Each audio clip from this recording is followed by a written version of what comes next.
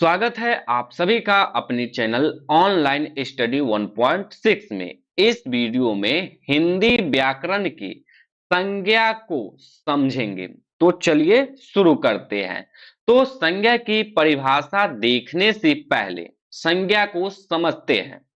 तो देखिए, दुनिया में कोई भी वस्तु, व्यक्ति या कोई भाव ही क्यों ना हो, वो सभी जो है वो संज्ञा कहलाता है। जैसे कि मान लीजिए कि आपके पास कोई मोटरसाइकिल है। क्या है? मोटरसाइकिल है। तो वो भी क्या है? वो भी एक संज्ञा है। मान लीजिए कि आपका नाम जो है वो राहुल है, तो आप भी कोई ना कोई संज्ञा ही है। जैसे कि अभी ठंडी का मौसम चल रहा है, तो ये ठंडा जो है ये भी कोई ना कोई संज्ञा है। यदि आपके गांव का नाम, मान लीजिए कि कोई भी गांव का नाम है, वो भी क्या है? कोई ना कोई संज्ञा है। तो यही होता है संज्ञा का परिभाषा। तो यहाँ पे परिभाषा देखिए कि किसी व्यक्ति, वस्तु, स्थान, भाव आदि के नाम को संज्ञा कहते हैं।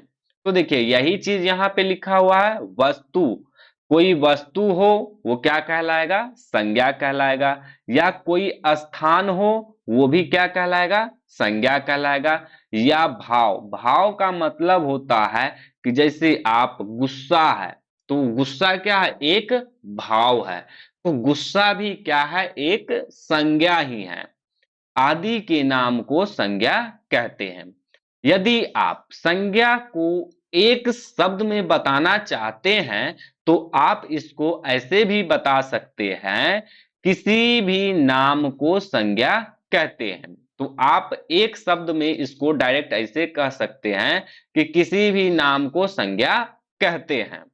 इसका उदाहरण देख लीजिए। जैसे जैसे में राम, सुधीर, मोटरसाइकिल, बिहार, आपके गांव का नाम जो भी हो, गर्मी, ठंडा आदि, ये सभी क्या है? संज्ञा है। संज्ञा की कितना प्रकार होता है या संज्ञा की कितना भेद होता है, इसको देखते हैं। तो देखिए, संज्ञा जो है वो संज्ञा 5 प्रकार का होता है, यानी कि संज्ञा के 5 भेद होता है। पहला होता है व्यक्तिवाचक संज्ञा, दूसरा प्रकार होता है जातिवाचक संज्ञा, तीसरा होता है भाववाचक संज्ञा, चौथा होता है समूहवाचक संज्ञा और पांचवा होता है द्रव्यवाचक संज्ञा। तो आइए बारी बारी करके संज्ञा के सभी प्रकार को समझते हैं। तो पहले समझेंगे जातिवाचक संज्ञा।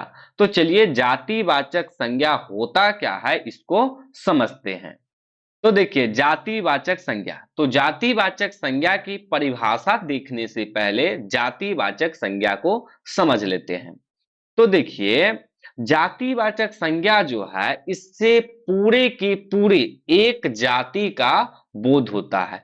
जैसे कि आपको बोले लड़का, तो लड़का जो है, इस लड़का बोलने से क्या होता है कि पूरे के पूरे लड़का का बोध होता है। यानी कि एक वर्ड में यदि हम कह दें कि लड़का, लड़का यानी कि पूरा लड़का। इस लड़का में राम भी हो सकता है, राहुल भी हो सकता है, सुधीर भी हो सकता है। यानी कि लड़का कहने से पूरा के पूरा लड़का। यदि यहीं पे कह दे लड़की, तो ये लड़की जो बोलेंगे तो इस लड़की से पूरे के पूरे लड़की जाति का बोध हो जाएगा। यानी कि पूरे के पूरे लड़की जाति को कहा जा रहा है। जैसे कि इस लड़की में रजनी भी हो सकता है, राधा भी हो सकता है। यदि यहीं पे देखिए आपके घर में क्या लगा होगा? बल्ब लगा होगा। तो एक शब्द में यदि हम बोल दे बल्ब, तो बल्ब कहने से क्या हुआ कि आपके घर में जितना भी बल्ब लगा हुआ है वो पूरा के पूरा बल्ब। यदि यहीं पे आपके पास क्या होगा? साइकिल होगा। तो साइकिल कह देने से आपके घर में जितना भी साइकिल होगा वो पूरे के पूरे साइकिल। तो यहां से आप क्या समझ रहे हैं, ये जो उदाहरण दिए हैं इससे, कि पूरे के पूरे जाति का जो बोध होगा उसे क्या कहेंगे, जातिवाचक संज्ञा कहेंगे। तो वही चीज यहाँ पे लिखे हैं, वैसी संज्ञा जिससे किसी समस्त जाति का होने का बोध हो उसे जातिवाचक संज्ञा कहते हैं।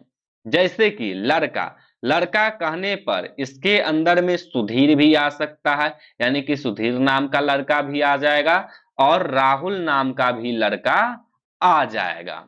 उदाहरण में देख लीजिए, लड़का कह सकते हैं, लड़की कह सकते हैं, गाय। तो देखिए डायरेक्ट यदि गाय कहेंगे तो लाल गाय भी हो सकता है, पीली गाय भी हो सकता है, काली गाय भी हो सकता है। नदी कहें तो नदी कहने से क्या होगा, पूरा की पूरा नदी, उसमें गंगा नदी भी हो सकता है, सरयू नदी भी हो सकता है, बहुत सारा नदी उसमें हो सकता है। यदि पक्षी कहेंगे तो पक्षी में पूरा के पूरा पक्षी जाति। फल कहेंगे यानी कि इस फल में पूरा के पूरा फल, सेब भी हो सकता है, जामुन भी हो सकता है, केला भी हो सकता है, यानी कि पूरा के पूरा फल। तो इससे क्या हो रहा है कि पूरे जाति का बोध हो रहा है, इसीलिए ये सभी क्या है, जातिवाचक संज्ञा है।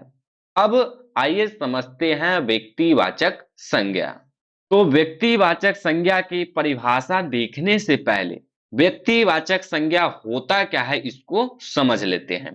देखिए इससे पहले जो है क्या समझे हैं, जातिवाचक संज्ञा। तो जातिवाचक संज्ञा में जैसे कि लड़का लिए तो लड़का क्या हुआ, एक जातिवाचक संज्ञा हुआ। तो इस लड़का में यदि हम कहेंगे कि राम नाम का लड़का, तो ये जो राम बोले तो ये राम क्या हो गया, किसी एक लड़का का नाम हुआ। यानी कि कहीं पे मान लीजिए कि बहुत सारा लड़का खड़ा है, उसमें से यदि हमको बोलेगा कि आप जाइए राम नाम के लड़का को बुला करके लाइए, तो क्या हम यहाँ पे इस सभी लड़का को बुला करके ले जाएंगे, नहीं। हम इसमें से जिसका नाम राम होगा सिर्फ और सिर्फ उसी लड़का को बुला करके ले जाएंगे। तो यहाँ पे क्या हो रहा है, किसी एक खास व्यक्ति का बोध हो रहा है। क्या हो रहा है यहाँ पे, किसी एक खास व्यक्ति का बोध हो रहा है। जैसे कि मान लीजिए कि आपका नाम जो है श्याम है, आपका नाम क्या है, श्याम है।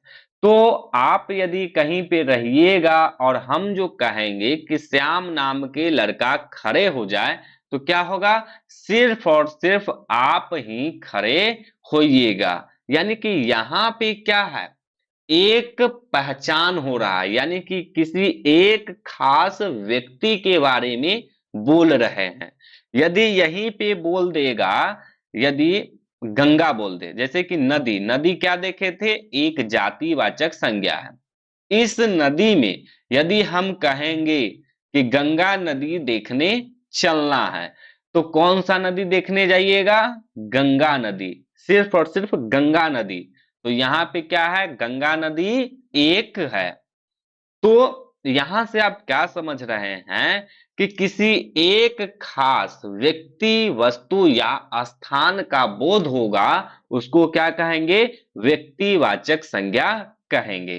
तो यही चीज जो है व्यक्तिवाचक संज्ञा की परिभाषा में लिखे हैं, वैसी संज्ञा जिससे किसी खास व्यक्ति, वस्तु, स्थान आदि का बोध हो उसे व्यक्तिवाचक संज्ञा कहते हैं। देखिए व्यक्तिवाचक संज्ञा में ये जो खास शब्द लगा हुआ है इसको जरूर याद रखिएगा, क्योंकि व्यक्तिवाचक संज्ञा में जो है वो किसी खास व्यक्ति या वस्तु के बारे में बात करते हैं। जैसे कि मान लीजिए कि पर्वत का बात करें तो पर्वत में क्या है, पर्वत में तो बहुत सारे पर्वत आ जाएगा। और यदि हम पर्वत में से कहें कि हिमालय पर्वत देखने चलना है, तो आप क्या कोई सा भी पर्वत देखने चले जाइएगा, नहीं, सिर्फ और सिर्फ आप हिमालय पर्वत ही देखने जाइएगा। तो यहां से क्या हो रहा है किसी खास पर्वत के बारे में बात किया जा रहा है। तो उदाहरण में भी यही लिए हुए हैं। सुधीर क्या हुआ, किसी एक लड़का का नाम हुआ। राहुल, राहुल भी क्या हुआ, किसी एक खास लड़का का नाम हुआ। रजनी, रजनी का बात करें तो इसमें क्या हुआ, किसी एक खास लड़की का नाम हुआ। रजनी कहने पे हम जाकर के किसी भी लड़की को बुला करके नहीं लाएंगे, सिर्फ और सिर्फ रजनी नाम के लड़की को ही बुला करके लाएंगे। ताजमहल, तो ताजमहल भी क्या है, एक ही है। गंगा, गंगा भी क्या है, गंगा नदी जो है एक नदी का नाम है। तो उम्मीद है कि व्यक्तिवाचक संज्ञा जो है ये समझ में आ गया होगा। व्यक्तिवाचक संज्ञा के बाद समझते हैं समूहवाचक संज्ञा को। तो यहां पे भी समूहवाचक संज्ञा की परिभाषा देखने से पहले समूहवाचक संज्ञा को समझ लेते हैं।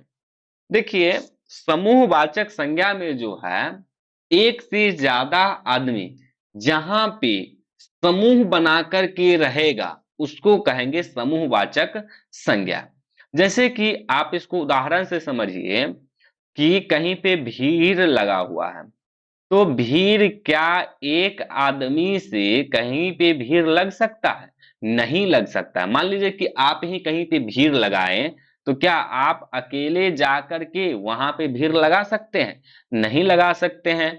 भीड़ लगाने के लिए एक से ज्यादा आदमी होना चाहिए, या तो 2 आदमी होना चाहिए, 5 आदमी हो सकता है उस भीड़ में, 10 आदमी भी हो सकता है। तो भीड़ लगाने के लिए जो है एक से ज्यादा आदमी चाहिए। तो जब ये एक से ज्यादा आदमी होगा उसको क्या बोलेंगे, एक समूह बोलेंगे। तो ये जो समूह है, इस समूह में मान लीजिए कि 10 आदमी हैं, तो इसमें लड़का भी हो सकता है, लड़की भी हो सकता है। तो ये क्या है, एक समूह है। यदि मान लीजिए कहीं पे सभा लगा हुआ है, तो क्या कोई सभा में एक ही आदमी उपस्थित रहता है? नहीं, एक से ज्यादा आदमी उपस्थित रहता है, यानी कि बहुत सारा आदमी उपस्थित रहता है। यदि सेना का बात करें तो क्या सेना एक ही आदमी का होता है? नहीं, सेना में जो है वो बहुत सारा जवान होता है, बहुत सारे जवान को मिला करके एक सेना बनता है। यदि यहाँ पे चाबी का गुच्छा है, तो क्या आप एक चाबी लेकर के उसका गुच्छा बना पाइएगा? नहीं, चाबी की गुच्छा बनाने के लिए जो है आपको एक से ज्यादा चाबी चाहिए, यानी कि चाबी का समूह चाहिए। तो वही चीज यहाँ पे परिभाषा में लिख दिए हुए हैं कि वैसी संज्ञा जिससे व्यक्तियों या वस्तुओं के समूह का बोध हो उसे समूहवाचक संज्ञा कहते हैं। तो समूहवाचक संज्ञा भी समझ में आ गया होगा। आइए अब संज्ञा के अगले भेद को समझते हैं। तो संज्ञा के अगला भेद है, यानी कि प्रकार है भाववाचक संज्ञा। तो भाववाचक संज्ञा की परिभाषा को देखने से पहले भाववाचक संज्ञा को समझ लेते हैं। जैसे कि मान लीजिए कि आपको भूख लगा। आपको क्या लगा? भूख लगा। तो क्या आप उस भूख को देख पाते हैं? नहीं देख पाते हैं। आप क्या करते हैं कि उस भूख को महसूस करते हैं। उस भूख को क्या करते हैं? महसूस करते हैं और कहते हैं कि हमको भूख लगा हुआ है। तो इस भूख को आप देख नहीं पाते हैं, सिर्फ और सिर्फ महसूस कर पाते हैं। यदि मान लीजिए कि मिठाई आप खाएं, तो मिठाई खाने पे कैसा लगता है? मीठा लगता है, यानी कि मिठास होता है उसमें। तो आपको मीठा जो लगा, क्या आप उस मीठा को देख पाए हैं? नहीं देख पाए हैं। उस मिठास को आप महसूस किए हैं, ना कि आप उसको देखे हैं। यानी कि उसमें आप भाव किए हैं कि हमको मीठा लगा, ना कि आप उसको देखे हैं। जैसे कि आप थक जाते हैं, आप काम करते करते थक जाते हैं, तो क्या आप थकते हैं तो उस थकावट को आप देख पाते हैं? नहीं देख पाते हैं। आप महसूस करते हैं कि हम थक चुके हैं, अब इससे ज्यादा काम हमसे नहीं होगा। यहीं पे सुंदरता, सुंदरता जो है, क्या आप उस सुंदरता को देख पाते हैं? सुंदरता को आप नहीं देख पाते हैं, आप महसूस करके कहते हैं कि ये आदमी बहुत सुंदर है। सुंदर को आप देख पाते हैं, ना कि सुंदरता को। तो सुंदरता क्या हुआ? किसी व्यक्ति का वो गुण भी होता है। देखिए, यदि कोई आदमी मुस्कुरा रहा है, यदि कोई आदमी मुस्कुरा रहा है, तो आप क्या कहते हैं कि उसके चेहरे पे मुस्कुराहट है। तो क्या आप उसकी मुस्कुराहट को देख पाते हैं? नहीं देख पाते, उसको आप महसूस करते हैं। जैसे कि कोई आदमी गुस्सा हो गया, क्रोधित हो गया, तो क्या आप उस क्रोध को यानी कि गुस्सा को देख पाते हैं? नहीं देख पाते। उसके हाव भाव से आप समझते हैं कि वो गुस्सा है। तो यही होता है भाववाचक संज्ञा का परिभाषा भी। देखिए, परिभाषा में लिख देंगे, वैसी संज्ञा जिससे किसी व्यक्ति या वस्तु के गुण या दोष का पता चले, उसे भाववाचक संज्ञा कहते हैं। तो उम्मीद है कि आप लोगों को भाववाचक संज्ञा भी समझ में आ गया होगा। आइए अब संज्ञा की अगले प्रकार को समझते हैं। तो अगला प्रकार है द्रव्यवाचक संज्ञा। तो पहले द्रव्यवाचक संज्ञा को समझिए। देखिए, आप किसी दुकान पे गए और दुकानदार को बोले कि दाल दीजिए।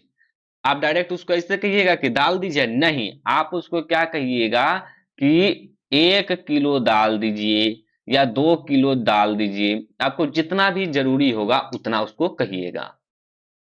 तो यहाँ पे क्या कर रहे हैं? आप जो है दुकानदार से उसको माप करके मांग रहे हैं। यदि आप दूध लाने गए तो क्या आप उसको डायरेक्ट कहिएगा कि हमको दूध दीजिए? नहीं, आप उसको कहिएगा हमको 1 लीटर दूध दीजिए, 2 लीटर दूध दीजिए, आधा लीटर दूध दीजिए, उसको आप ऐसे कहिएगा।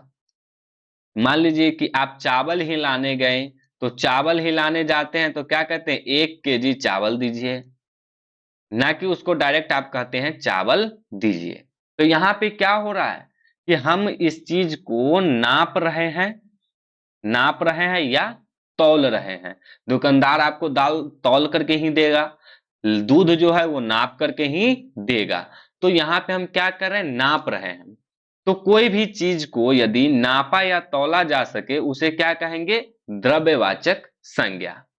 तो यही परिभाषा में लिख देंगे, वैसी संज्ञा जिसे माप या तौला जा सके, उसे द्रव्यवाचक संज्ञा कहते हैं। यहां पे लिख दीजिएगा, मापा या तौला जा सके। मापा या तौला जा सके उसे द्रव्यवाचक संज्ञा कहते हैं। उदाहरण में यही है, चावल, दाल, दूध, मोती, सोना, चांदी, पानी इत्यादि या आदि। तो द्रव्यवाचक संज्ञा को भी आप समझ गए होइएगा। तो उम्मीद है कि आप लोगों को संज्ञा तथा संज्ञा के सभी प्रकार अच्छे से समझ में आ गया होगा। इसके बाद वाले वीडियो में हम संज्ञा पहचानना सीखेंगे कि कौन से शब्द जो है वो कौन सी संज्ञा है। तो आप लोग इस वीडियो को लाइक कर दीजिएगा और चैनल को सब्सक्राइब जरूर कर दीजिएगा।